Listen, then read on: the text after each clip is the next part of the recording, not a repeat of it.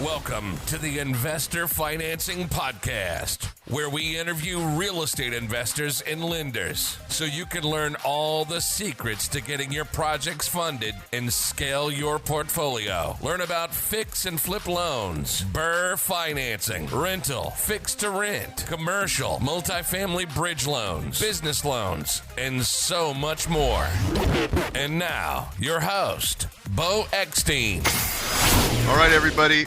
We're going to get started, and thanks for joining in. And today I'm excited because usually when we're talking to multifamily investors, they're going out of state, and I've got a lot of good response from people wanting to hear how operators are successfully buying in expensive coastal markets and buying value add plays, and becoming very successful at it over the years and continuing to find opportunities. So without further ado, I'm going to introduce you to Aaron Merriman from Lujan and Merriman Development Group.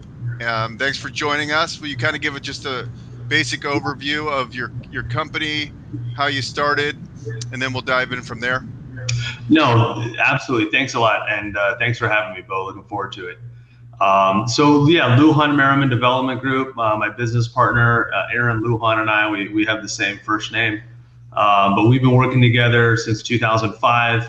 And as you said, we're value add investors. We're both based here in Newport Beach, California, but we invest locally. We invest in A+ locations in Southern California, focusing primarily on coastal properties, in inland and really desirable areas of LA and Hollywood. So our key markets, I would say, are coastal Long Beach, Santa Monica, and really West Hollywood, and then really desirable areas of LA and Hollywood.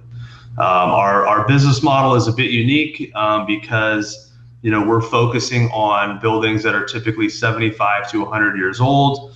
We're buying in B+A locations, but the building is kind of a CB with a CB tenant profile. We're buying in that kind of 5 to 15 unit range because our business model is really predicated on creating incredible customer service for tenants, creating a micro community, and really creating an experience that they can't get in that megaplex new development type environment that you see going up in downtown LA, downtown Long Beach, and even Santa Monica. And so what we'll do is we'll go in, we'll completely renovate a building, really to compete with new construction at that level, and sometimes beyond. And so in the end, we're able to, take that B+A location and create a B+A building with a B+A tenant. And so we've added value, and we've added, we've created a really nice yield for the project. We operate as a fund. We're currently raising our third fund, and I'm sure we'll dig into that, but why we do fund versus syndication. But that's a high level what we do. Oh, that's awesome. And so can you kind of just walk us back like 15 years ago when you got started? Because I'm sure there's some people on that are high net worth people, some people that are just getting started in real estate investing, and maybe they've bought in a few houses or some small like 1 to 4 unit properties. Can you kind of walk us through like where you and Aaron had the idea of getting into real estate? Prior to real estate, was this kind of, what did you do before that as well? And then what kind of, how'd you guys kind of formulate the business plan to get started? No, So Aaron Lujan and I both come from finance backgrounds, specifically accounting. Aaron Lujan has an accounting degree from USC. I have an MBA in corporate finance from USC, and we both, he started out in public accounting and kind of cut over to corporate finance. I've been in different finance related roles and different industries, professionally before we were doing this full time. So we bring a unique look. We're very analytically driven. We're very metric driven. We're running models for different things all the time. But I think that, has boded well for us. As far as how we've kind of evolved from where we are today, when we started out in 2005, we've been value add from the beginning. But value add has many different forms. And, in 2005, the market was going nuts. There was no value to be found. So we ended up doing some deals in Mexico for probably 3 years. And, when the market collapsed, we sold out of what we were doing there. We came back. We were doing low income single family homes initially in Orange County. We evolved into low income multifamily, and then really pivoted to what we're doing today in that late 2012, early 2013 timeframe. Okay, cool. Now, do you guys, as part of do you outsource the property management, or is that handled internally? Yeah, no, good questions, and that gets asked a lot. So we do everything in-house, property management, construction management. We have our own accountant on staff. We do all our lease ups, and there's really two different things. There's a lease up, and there's kind of the property management side, right? But we have just found one of the things that's super, super important for us as a company is alignment, whether it's alignment with our investors, alignment with our business partners, anybody we work with. We want to make sure we're all kind of rowing the boat in the same direction. And what we find is that, the property management companies and the way they're compensated is not aligned with what we're trying to do. And we, when you talk about multifamily and you talk about multifamily valuation, it's completely correlated to the amount of rents that you get. And so we want to have a pulse on that more than, virtually any other part of our business. And that makes sense. Now, when you're buying these value add properties, oftentimes there's, tenant occupied, right? So California's legislation, and so you guys are pretty savvy at having to deal with cash for keys, I guess. And do you have strategy behind that, or do you only buy vacant, or what's kind of the model behind that? If it's the end of the day, you have to remodel the whole building. Yeah, that's right. And we're so you're right. I mean, the entire state is now rent controlled, and then there's the different cities are more restrictive than kind of the new state stuff. The reality is we have been operating with prior to, take a market like Long Beach, which we're very active. Up until last year's legislation, there was no rent control, but we had been operating as if there were for probably 3 to 4 years before that time, anticipating that it would come, knowing what we're seeing in Santa Monica and LA, West Hollywood. So, that's a little bit of our secret sauce, how we do that. But, we want, when we're working with someone on a move out, we never try to iron fist them or, all these horror stories that you see in the media. We really want to work with people so that it's a win-win for everybody.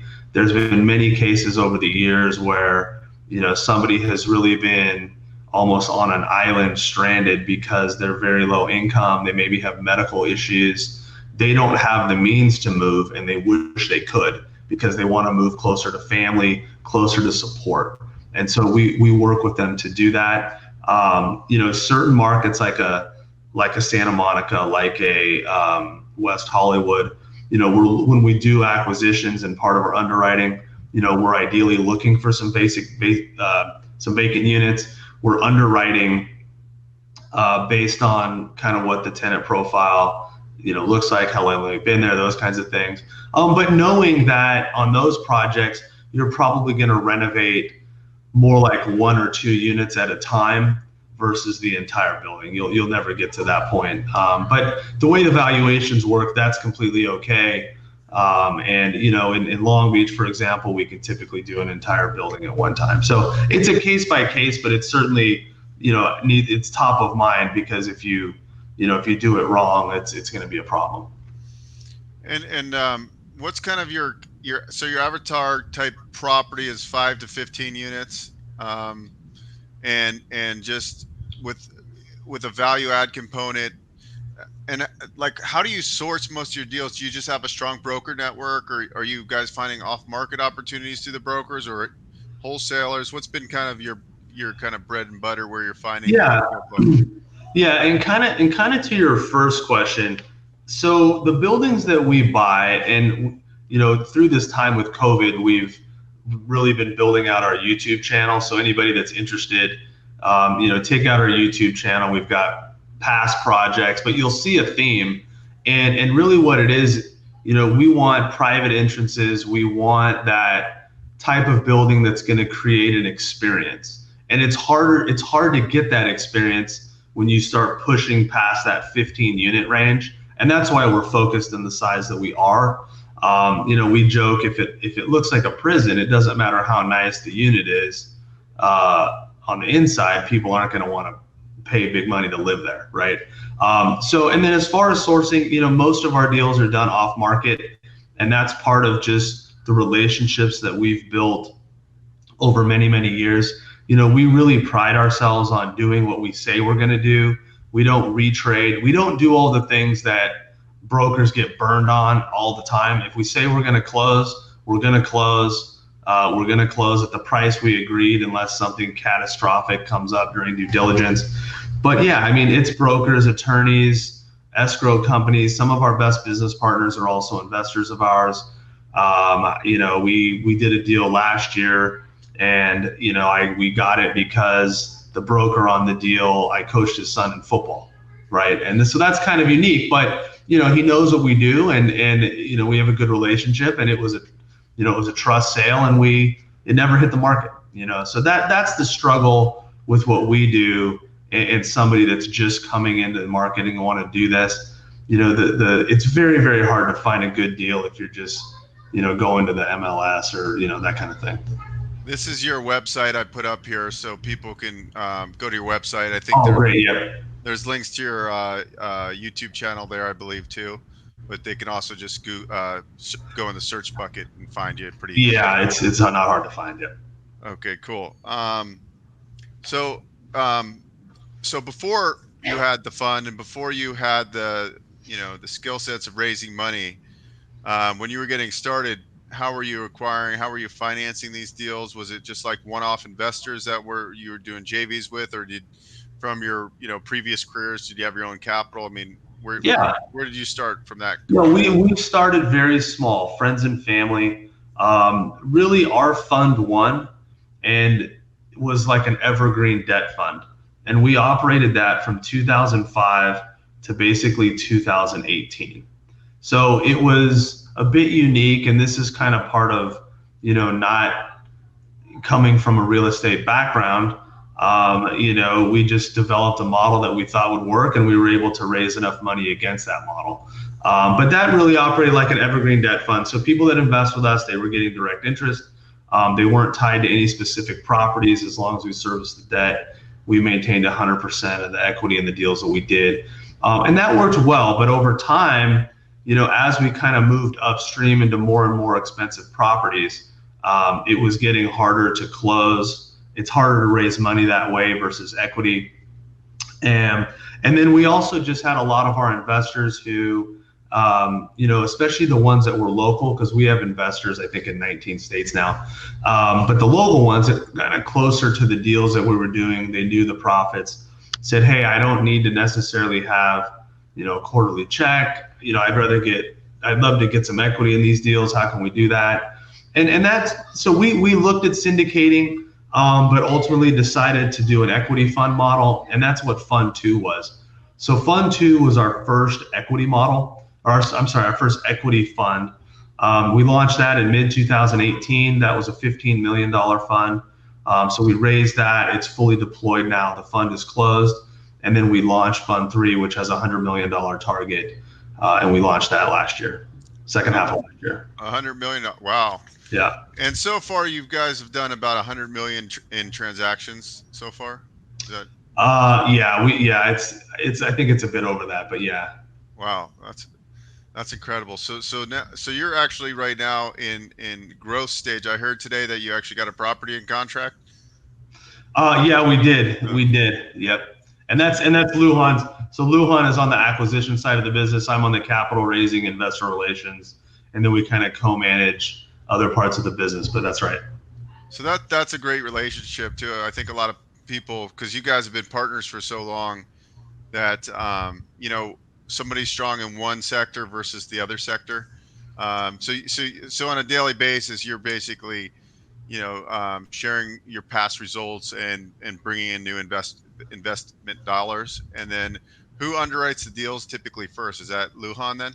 Yeah, he'll look at them first, and then typically how it'll work is if it's close, we'll have a discussion around rents, and decide what makes sense, and then we'll move. Yeah, but it goes very quickly because they're off market. So that's a big reason why we operate as a fund and not doing single deal syndications, because with syndications, if I had to call investors every time to see if they're interested in a deal, we would lose most of them because it's. You're listening to the Investor Financing Podcast. We'll be right back after this break. Are you looking for funding? Are you getting frustrated trying to find a lender? Visit investorfinancingpodcast.com and click the Get Funding button. Complete the simple form and schedule a free phone consultation with one of our placement specialists. We have a proprietary directory of funding partners that can help you get the funding you need. It's fast and easy to explore the options available for your specific needs. Don't wait. Visit investorfinancingpodcast.com and get connected. The brokers, they're just calling everybody on their list, and the first guy that says let's go gets the deal, right? So that's a big part of why we do that. That makes sense. So this $100 million fund, obviously you're not fully subscribed, so you can basically raise it as you need it. Essentially, you raise a little bit in advance, so this way, because once you raise the capital, they're not getting quarterly distributions. They're just, how would that work for the new subscriptions coming in? Yeah, no, absolutely. And without we could spend a whole hour talking about the fund structure, but it's really simple. We actually subscribe. We're big fans of the KISS principle: keep it simple, stupid. But basically the way it works, and the fund already has 3 properties in it. And so the goal is always quarterly distributions to investors, and there's different ways those distributions can happen. Keeping in mind that it typically takes a year, give or take, on a building to take it from acquisition to fully renovated and stabilized, and doing that cash out refinance, or getting positive cash flow, those kinds of things. So after that first kind of year to 18 months of the launch of fund, the distributions tend to hockey stick as more and more properties are brought online. But it's also a symptom of when properties acquired. With Fund 2, I think we acquired, before we closed it, we had 9 properties.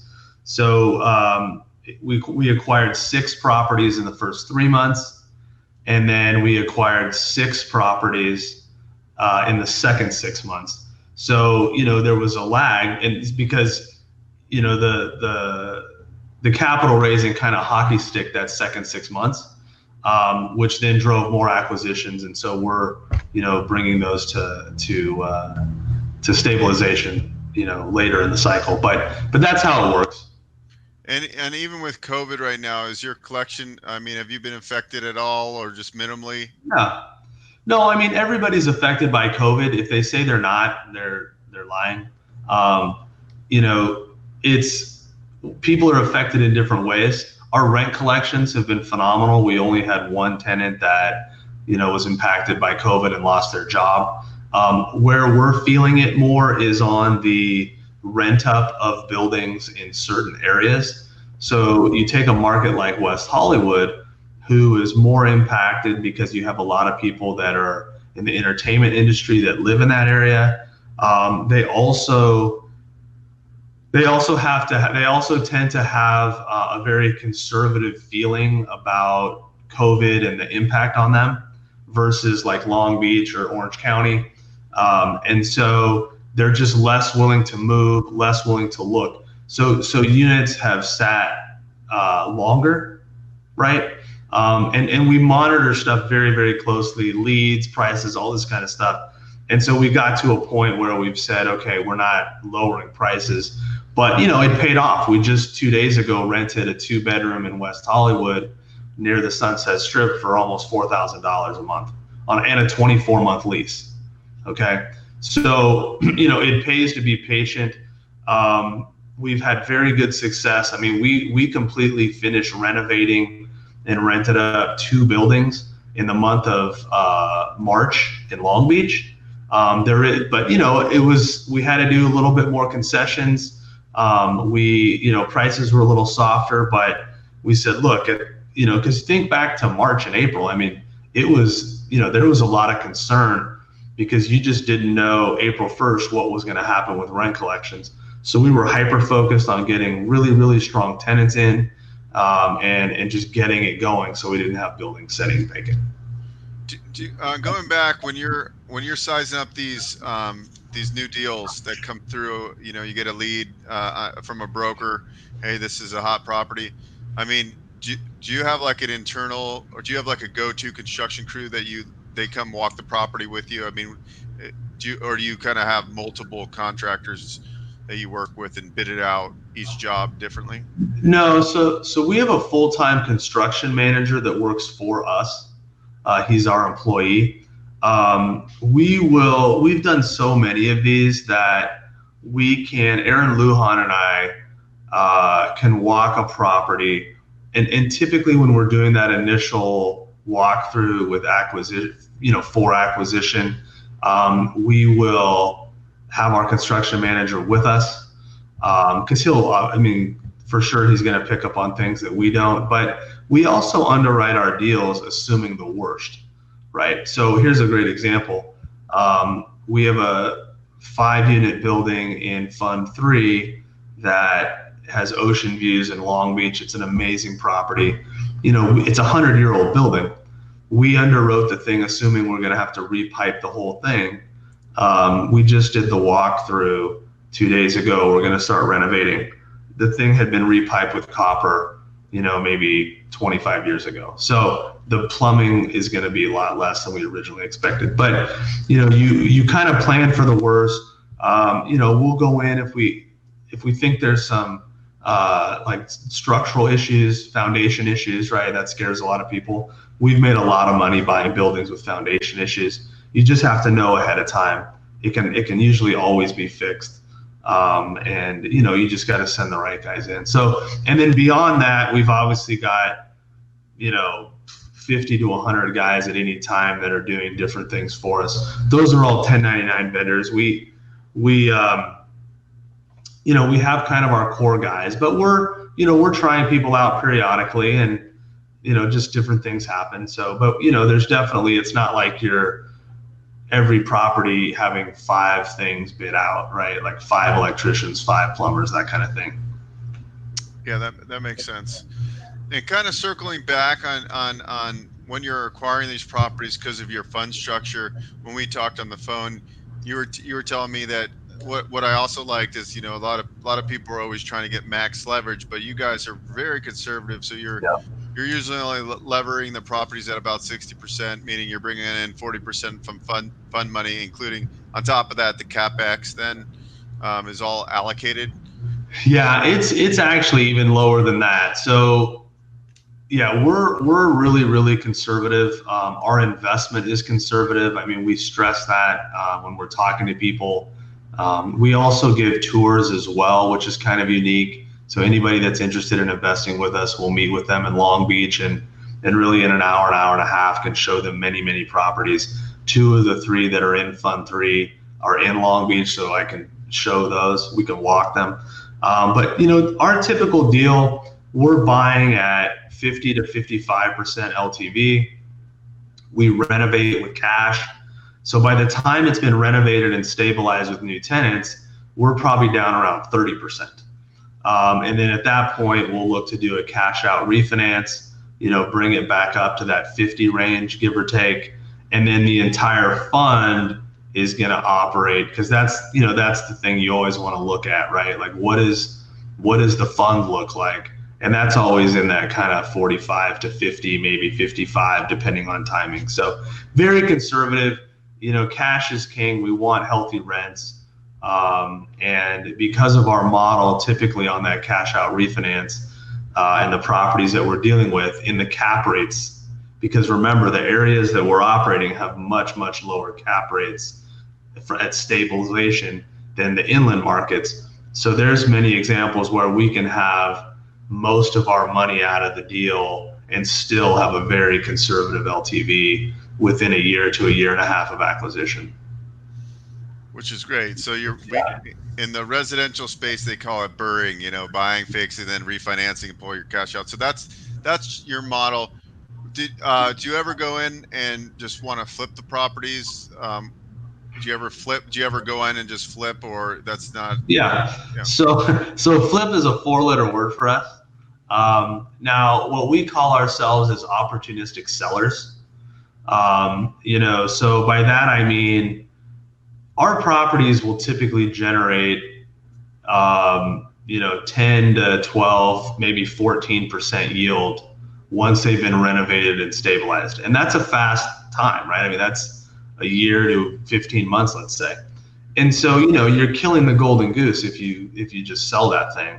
And so we're very patient.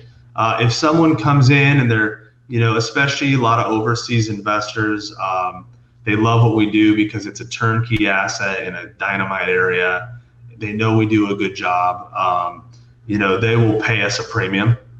There's, even right now with COVID and everything that's going on, we have a property for, that's in escrow to sell right now.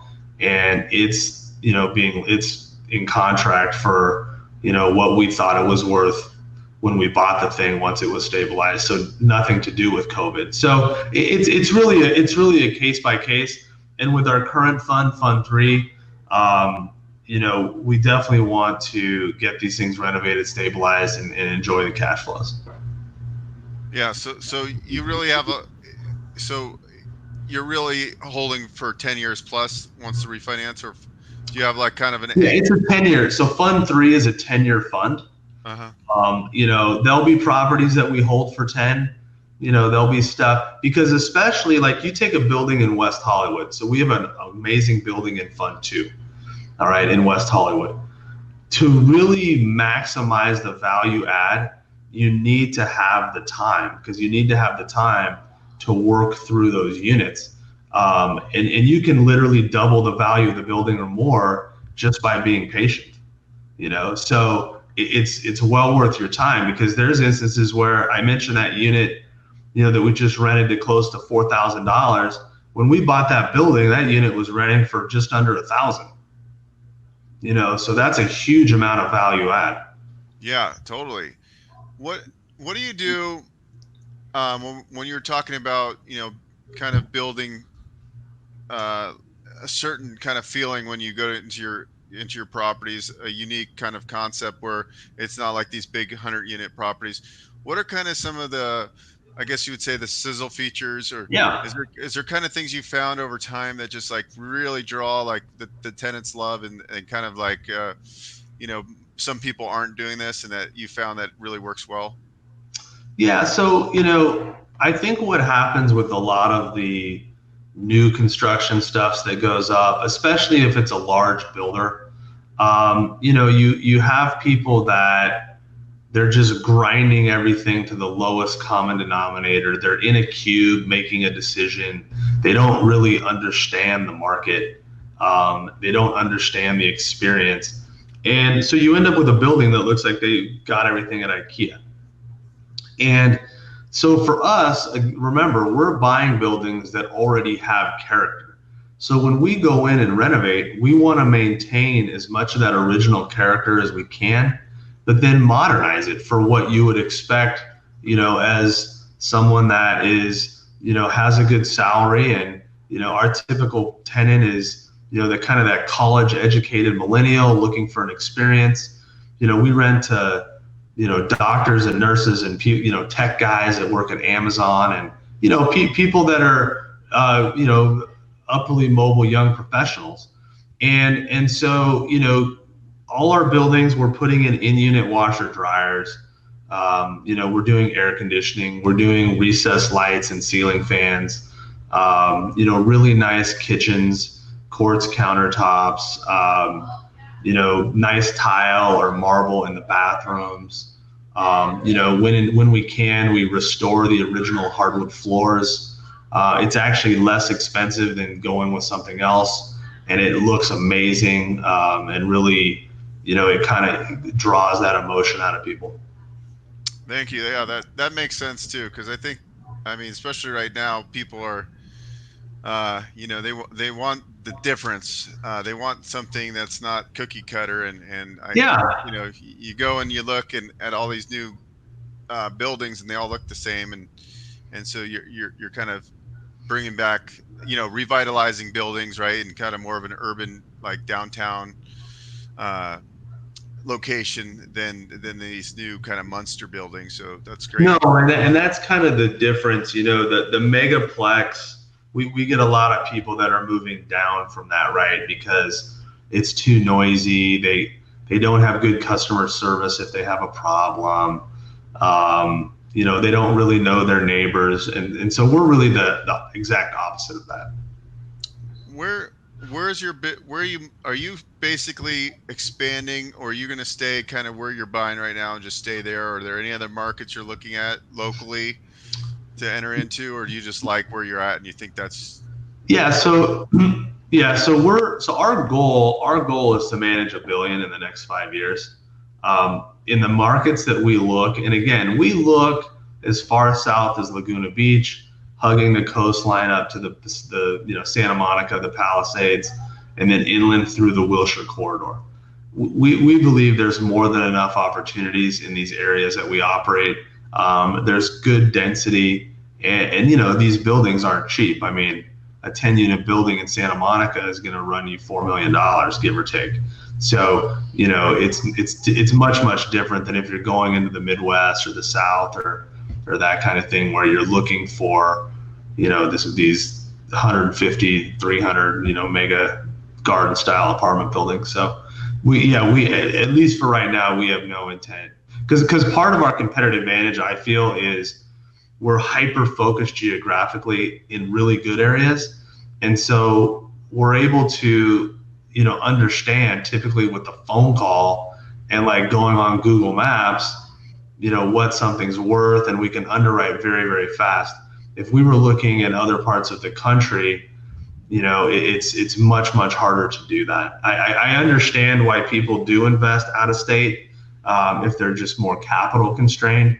But for folks that are looking to be more passive, they can invest with us, example, in our fund, and have that limited partnership ownership and get that same kind of exposure. So that's the big difference. And again, I mentioned we started much smaller and have kind of evolved to where we're at today.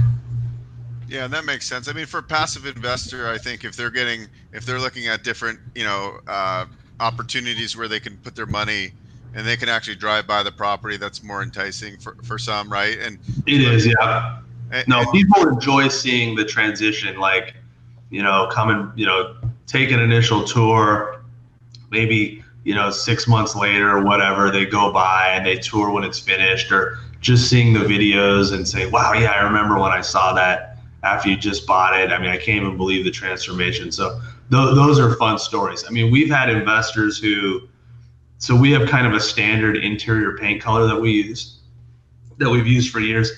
We have had investors that actually love the color so much they'll paint their own house. So that's fun, and those are the kind of relationships we like to have with our investors. Curious if you've ever tried short-term rentals in any of your units, if they're kind of like unique properties, and just your kind of take on that whole market. Yeah, we did years ago, when it was really, really booming, but we've been off of it for quite a few years. Really because, well, one, it's a lot harder. I mean, it's really hard in the cities now. It's illegal in most of them, in where we operate. But what really has happened is, the long-term rents, like, have gone up. They're going like this, right? Where what you can get, from a short-term rate is like this, and it's a lot of work to manage short-term rentals. So we have kind of had a number that, if you're not getting 50 to 60 more percent per month, doing a short-term rental versus long-term, it just doesn't make sense for us, because it's definitely a completely separate business. And the other thing is, when you ultimately decide to sell the building, you've got to really put permanent tenants in there. So then you have vacancy for that amount of time. And, it just, there's a lot of people that are still doing it, but we've been out of it for quite a few years. Got it. Yeah, that's interesting. Yeah, this was really, we're going to wrap it up because we've almost gone already 40 minutes. It seems so quick, but I really appreciate you taking the time, because it made me actually think, like, because I'm always thinking out of state.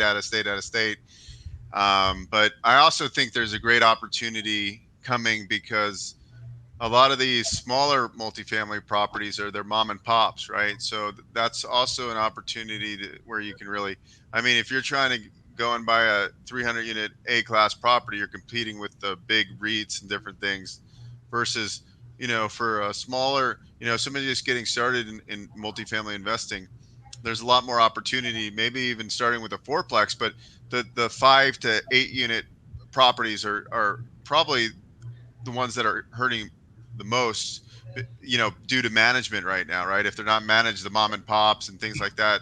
So I think that's probably where there might be a lot more opportunity, because you're probably not fighting with as many fish in the same fish bowl, because a lot of people are looking for bigger properties, right? Where you can kind of. Yeah, and the range that we're dealing with, it's definitely more mom and pop, and definitely more syndications.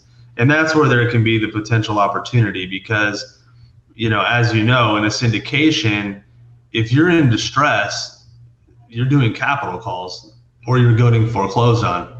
With a fund, that onus is on us, and we have to manage cash flow and, make sure everything's working correctly. We can't go back to the LPs and say, hey, we need more money. So that's a big difference. Well, yeah. And also, the way you're doing it too is the leverage is so low. Even if the worst case scenario ever happened, you're such in a conservative position that, the world pretty much have to come to an end, right? So no, we because of the leverage that we use, we stress test our acquisitions to a 30% rent hit, and it has to still cover the debt.